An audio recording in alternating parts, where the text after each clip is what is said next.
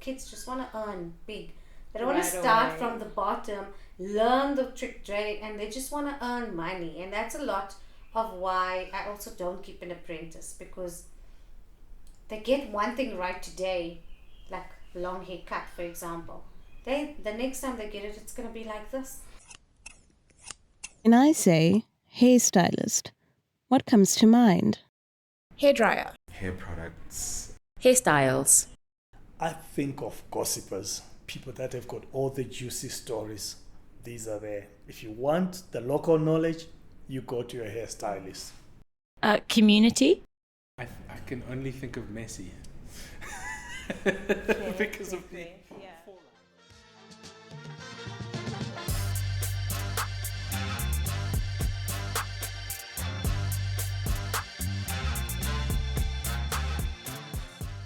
Welcome to another episode of Nothing Works But the People, a podcast about work and working people in South Africa. I'm your host, Pheladi Sethusa. Today, we turn our attention to workers in the trade sector, a large and varied sector made up of all the services we both need and want. When I think about hairstylists, the words creative, flexible, and pain fight for space in my mind.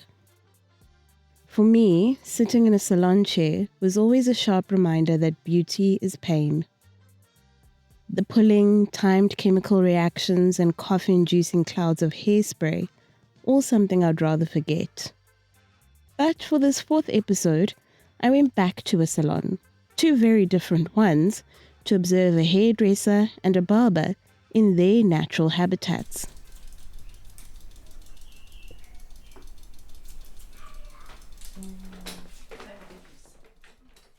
Janita Desai's over 2-decade career as a hairdresser started when she was just a teenager in the Eastern Cape. So did you finish school and then start immediately? Yes, I matriculated. Okay. In the same year of matric, I went to a salon. The salon was advertising for an apprentice. And it was a really nice, posh salon, strict in East London. And she took me on because I was the only one straight out of school. Everybody else had had previous experience. They were like in their 20s, had been going somewhere else. So I was fresh out the box. Didn't know a single thing. Didn't know. Nobody, I didn't come with any bad habits from previous jobs. So I was taught everything. The first year, all I did was sweep and pull chewing gum out of underneath the chairs and clean mirrors. So we cleaned the first year. And what were you paid at the time? Sure. Considering? I think it was apprentice first year. I think it was like 600 Rand. For context, adjusted for inflation, that's about 2,300 Rand today. 600 Rand, but I lived at home.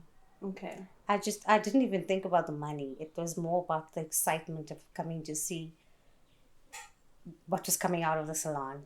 The happiness on people's faces, how they change and walk in, they're all stressed and they leave their shoulders back, they bring on the world. It was all that. It was that confidence that they left with.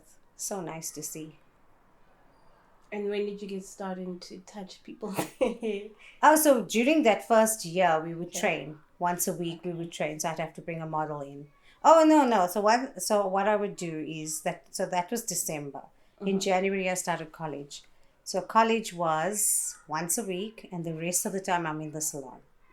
So like on the first years were Monday, second years were Tuesday, third years were Wednesday. Okay. And then as you pass, so every 6 months you would get a better salary because now you've passed that module and you get better. And then you started earning commission because now you're doing blow dries or you're selling products. So you literally wrote your own paycheck at the end after say 2 years. Depends on how hard you worked. I was there for 8 years. Oh, really? I was there. I loved that salon. It was like the best salon in East London. Everyone else had, there was a mall salon that was another big good one. This one was just a bunch of young ladies and men. We were always going for conferences. We were always going for competitions. I won Apprentice of the Year. I got second, not the first. I made it. I was missed by 2 points to represent South Africa in Paris in my 3rd year. Oh. So that's how far I was in. Yeah, it was good. And it was because of the salon I was at. She says the trade runs in her family. And how did you first get into hair? My dad told me, go be a hairdresser. I wasn't doing well at school. Okay. My brothers and sisters were all A students and I was like barely passing. And he could tell a mile away that I'm not going to be the creators. And I come from a family of barbers. Okay. My grandfather's a barber. My dad used to cut hair when he was 14, 15. My uncles are still barbers. My aunt, my dad. When I say my uncles, it's my dad's brothers. My dad's sister in Australia still does hairdressing. She's in her 60s. So it's in your blood. Yeah. Similarly, it's also in 22-year-old Lucian Jacob's blood. He works in a barbershop with his twin brother.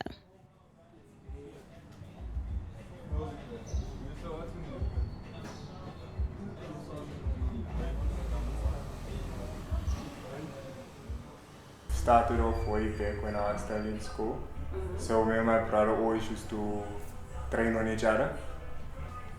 Go up and economy was low, jobs kick people out, and then I've looked at. So there was a time after matric where I just started applying anywhere, and then I found then Legends reached out to me, and then I went to the training center.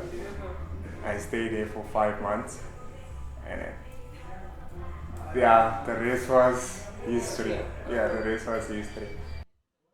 And some of that history stands just 3 chairs away from him every day. So all my life it's been normal, and I must say. So we had the same friends. We went out together. We done things together. So having him with me it's normal. It's like just growing up.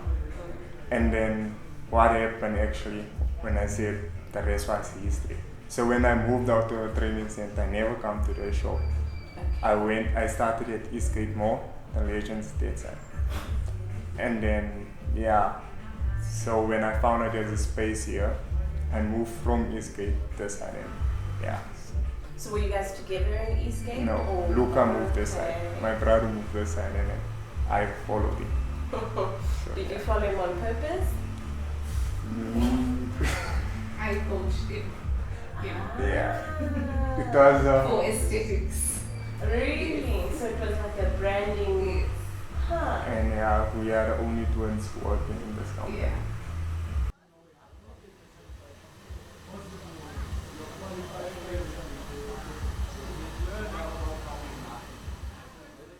Janita and Lucian work in environments that can be described as worlds apart. Lucian works for the bustling chain, the legendary Barber, or simply Legends, whose clientele at this branch, I notice, is quite young. Like a lot. I've never seen so many kids coming to get groomed.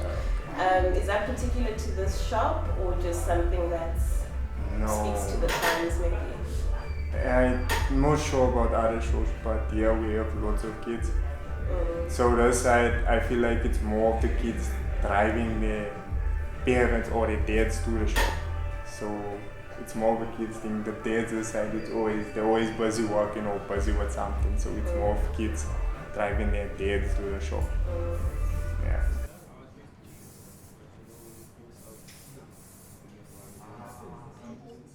I saw a lot of people requesting you who were coming into the show.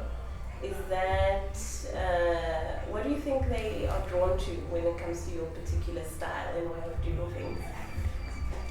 So, requesting, I don't know, the way I talk to them, how we all kind of the same, but it's more of conversations and the way I got them. Yeah, that's what drives them to me. Mr. Sia, what drives you to me? Nothing. Nothing! Just feel sorry for him. Yeah, even did. But would you say barbers have like each have their own unique style? Yeah, they have their. We're still individual, we still have our strengths and weaknesses. So we're all different. What would you say you're the best at? My strongest point when it comes to cutting, designs, Okay. coloring, scissors. Yeah, wish there any more? No, I don't know. The only weakness I have, I want to improve in everything. So you're never satisfied? Yeah, I'm Really? never comfortable. So you never look and say, sure, but I did a No, really good job here. I always want to prove. No, you must. Definitely your standards must be on point, but you always it can be timing. Focus on timing now. You need to always increase on timing your pace. And not every day you're in the same mood, so sometimes you will be late with a cut, other days you fast. It differs. Yeah, so I think my weakness is just being uncomfortable. So you're a bit of a perfectionist. Yeah.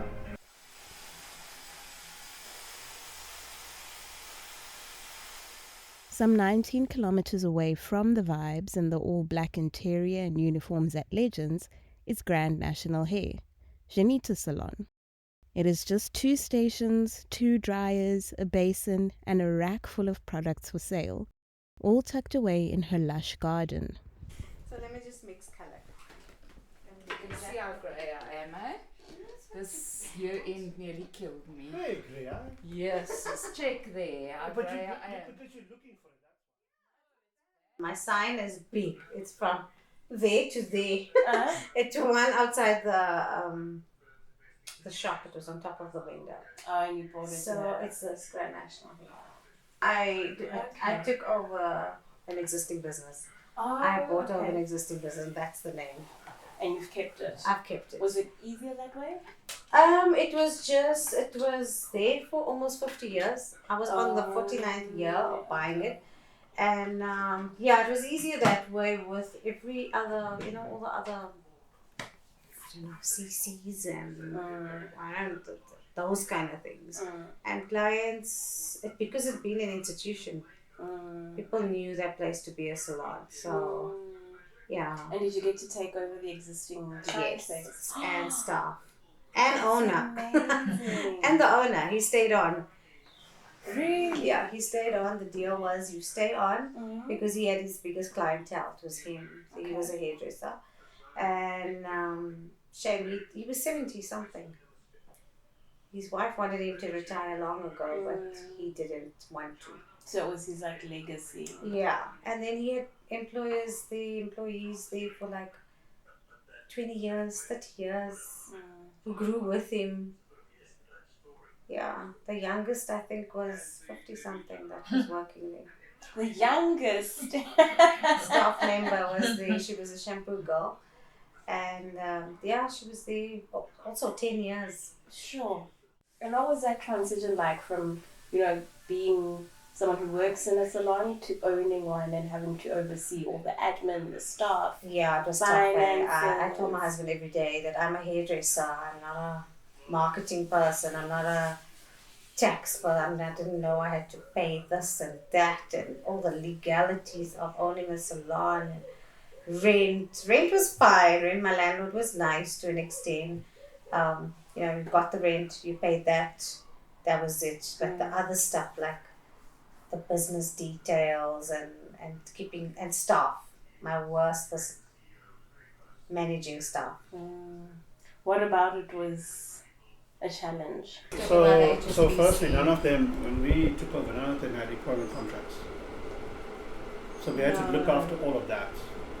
That's Maya Ndesai, Janita's husband and business partner. And so all the staff had worked there for almost 20 years.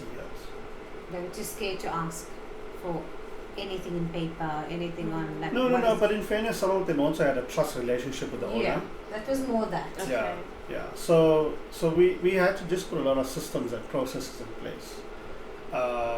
We had to, a lot of the staff that were working, so aside from the shampoos, a lot of the hairstylists, these people were all like senior citizens. I mean, the one, how old was Robbie? 90. The one 89. lady was 90 and she was still doing nails. 90 when we left the salon. She was doing other people's nails. Like properly. Yeah. Okay. And she had clients who would come to her. Especially. Yes. Yeah. Men and women, Yeah. not just ladies. So you know, It's to nice. try and now you got this young upstart of a girl coming and telling these older people what to do. It wasn't easy, but that's why she also needed me to help her, just to have those firm discussions when we needed to. In some cases, we had to have disciplinary hearings with some of the staff because of late coming. And there was a lot of these things which were just being Sorry, taken Ben, for granted. shampoo? No, fine. And but eventually we managed to get it sorted out. That's fine, and we attracted some new staff as well. Okay. Yeah, especially shampoos and everything else. We also had new hairstylists that came to us. Some of them, a lot of them were working commission, and yeah, we got it. That's what I'm saying. When we finished it, when 2019 was done that year, we had our best year ever, and I think we were hitting our straps. We're starting to hit our straps in a big way, and then COVID. Just as they were getting into a groove after 6 years of ownership, the COVID-19 pandemic hit. Hairdressers was one of the last people to open up salons, the close contact of. So we were told the first, 3 weeks when it was that definite shutdown. And then he get a hard lockdown, yeah. And then the next time he told us another 3 weeks. And that was tough. The second half was really tough. The first half, everybody was in First month, everybody thought they had free vacation. Holiday. I don't know. But the problem is that the bills don't stop.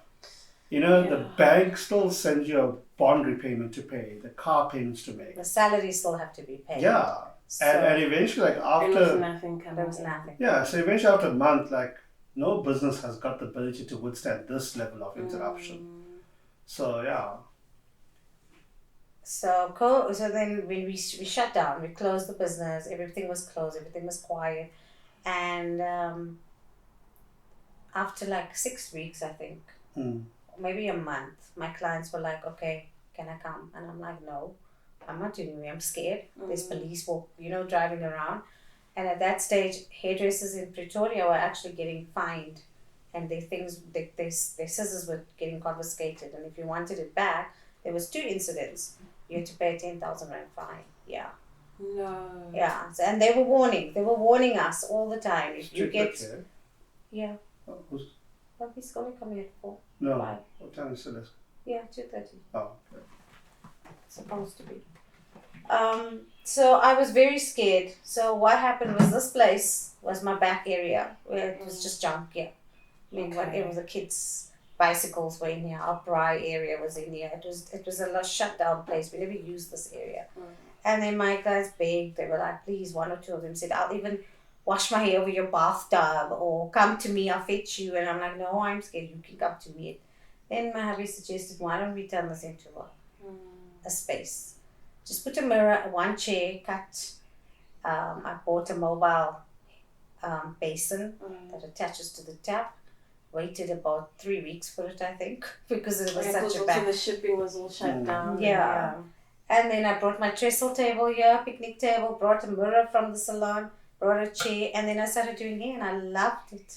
I was back to me. And then I realized, then my clients, one by one, I was only doing 1 client, at a time, and strictly, making sure nobody sees me, making sure they park discreetly. All had to be masked up. You had the spraying things, Yeah. sanitizer things outside, and Okay. every time somebody came in, you cleaned before, then you cleaned after. I forgot all that, eh? Yeah. And was this all on the hush? Yeah, initially, yes. Hi, Celeste. Okay, see you now. Bye.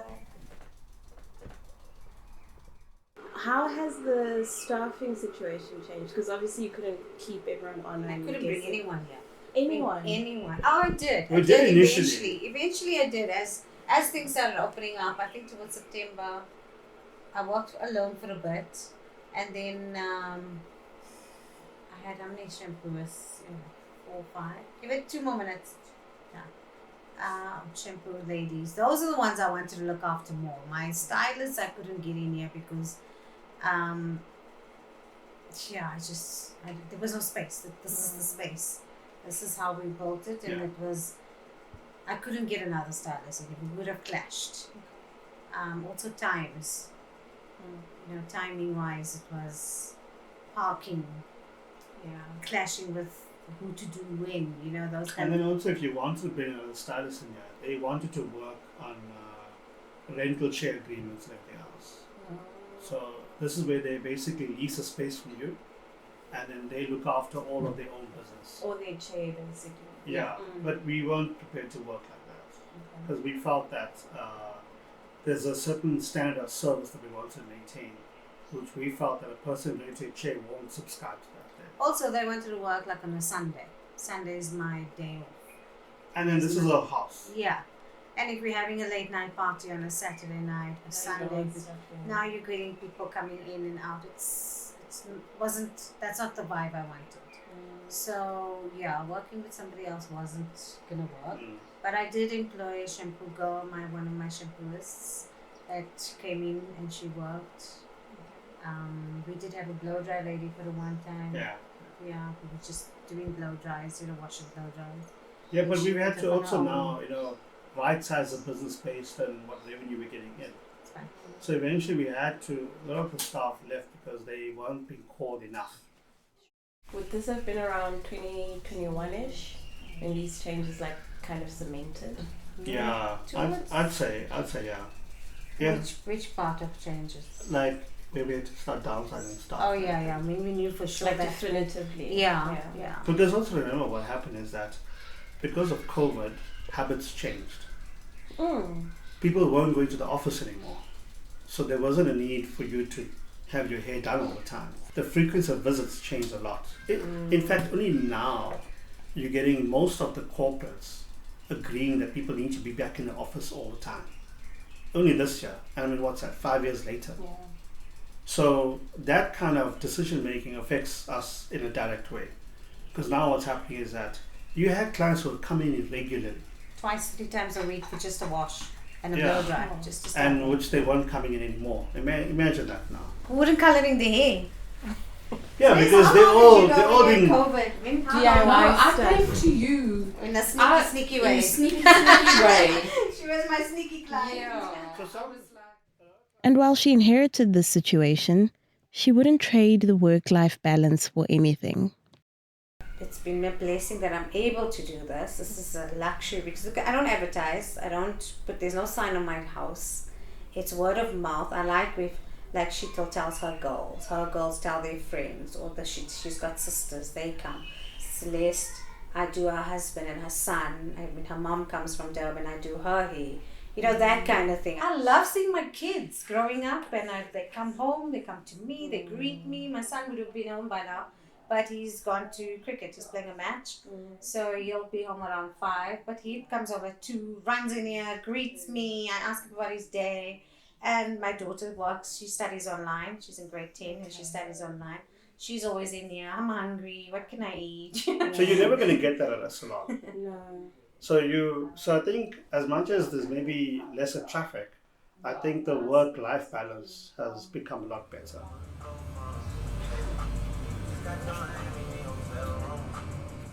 For Lucian, just having a full-time job is a privilege. Do you in some way feel a little bit privileged to be a working person, like a full-time working person? Yes. Why? I do because I'm from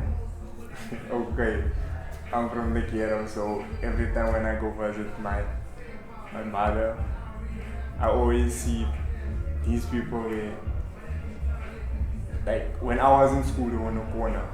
Now I'm having so much things that I own and then they still by the same place. So I am privileged that I work in South Africa. So when you say the ghetto, where did you grow up? Eldorado Park and Westbury.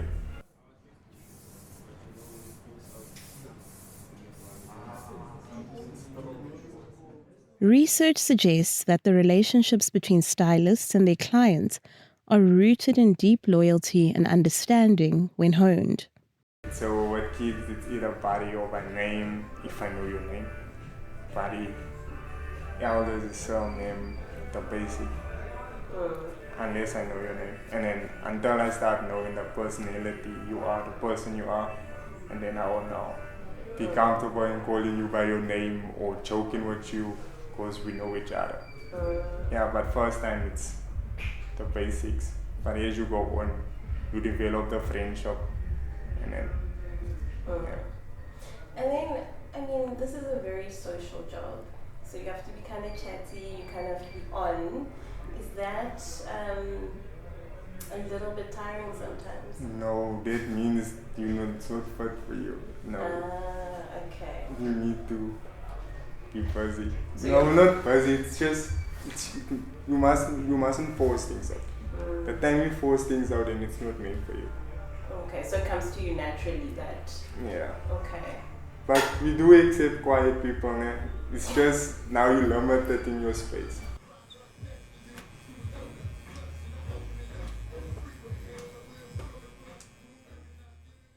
Where do your conversations usually take you? Conversations everywhere. It's sports, it's women, it's I know what you doing, I know what you done last night. It's what's the plans for the weekend, it's drinking. Yeah. So all in That's- everything, Yeah. essentially. And he gets something from it too. You get to meet people, you get to engage with all sorts of individuals. You get to engage with people that's troublesome, you get to engage with people that's polite. It's different. Sometimes you feel like a therapist, sometimes you just feel it's nice, it's like home.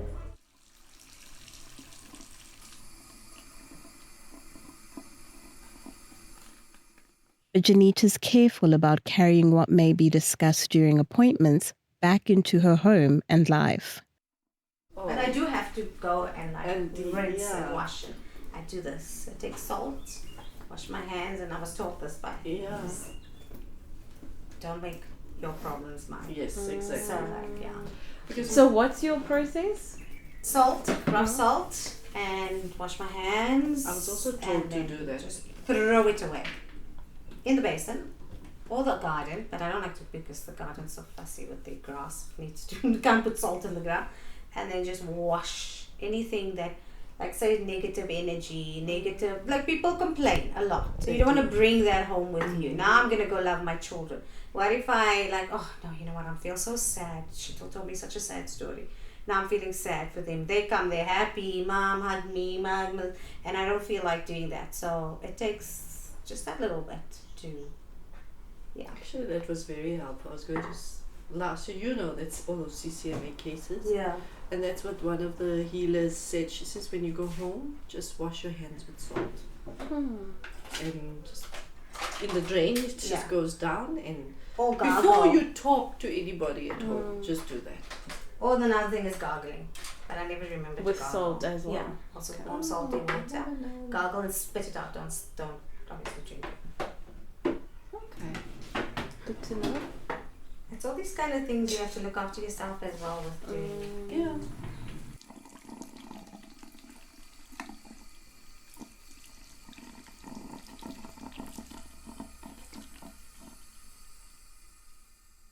While she has full autonomy over her days, with the ability to space out clients according to her own schedule, things are a little bit different for Lucian. Wake up at 5:30.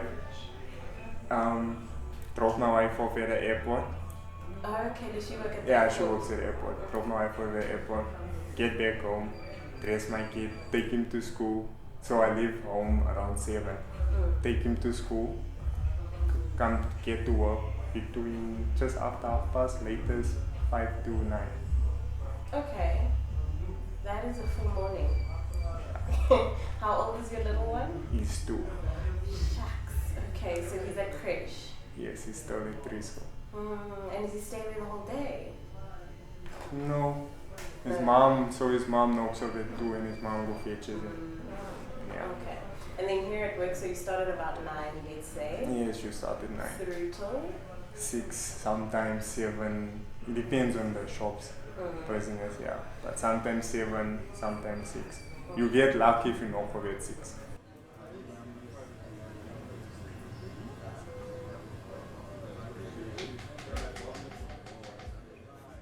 The money I made is mine, you know, like once in that first few days of the month, I've literally covered my expenses. Yeah, I'd say the first week. So the rest of the 3 weeks is mine. Sure. But I mean, when I say mine, I'm saving for them for rainy days. And I don't live a luxury life. When we drive all cars, our spend is not big.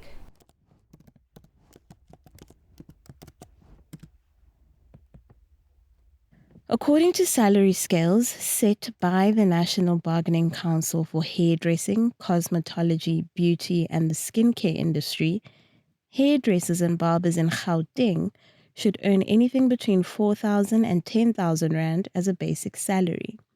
Where would you say you fall on that scale? I think on Typically, the higher side. higher side. Yeah. Okay. I'm not earning 8, I'm earning more than that. So I pay myself a salary. My books are done properly. And you try and keep it consistent, your salary? Yeah, so because of the books, I kind of pay myself the same amount every month. You know, it needs to go through tax and all that, but I'm definitely, so I say for example, if the book says 10,000 rand, the rest of the money is still mine. You know what I mean? Like I pay for stock, I pay a salary, I pay for garden service, I pay for water and lights.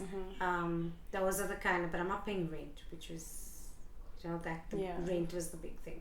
Okay. And you have just the one assistant? It's just me and my team. Okay. But that's before considerations like commission.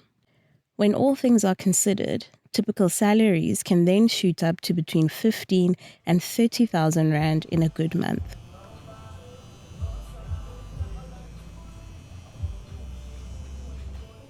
That's how you have a basic, number 1.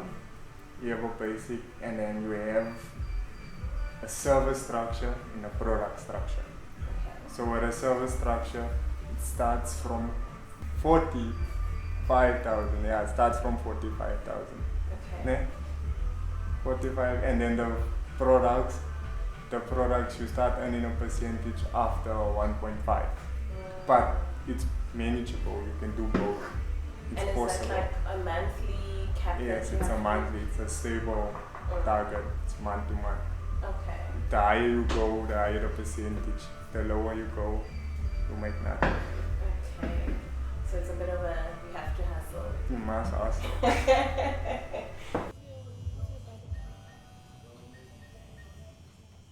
Like for a teenager to be like just finished school, doesn't know what it wants, doesn't know what he or she wants. I can say it's, when it comes to working here, something that keeps you away from danger. It takes your time away. It's for a good cause. So when it comes to financial things in the barbershop or beauty sector, it's a good go. Yeah, it's good go. You will love. Okay, so you feel like you're making a decent living. Yeah, you're making a decent living.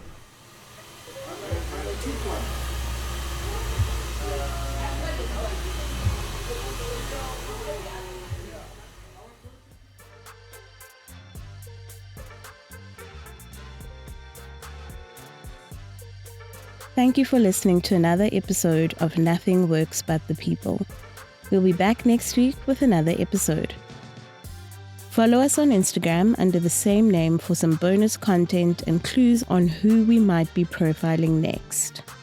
This podcast is hosted, written, edited, and co-produced by me, Pheladi Sethusa. Our producer is Kabir Jugram.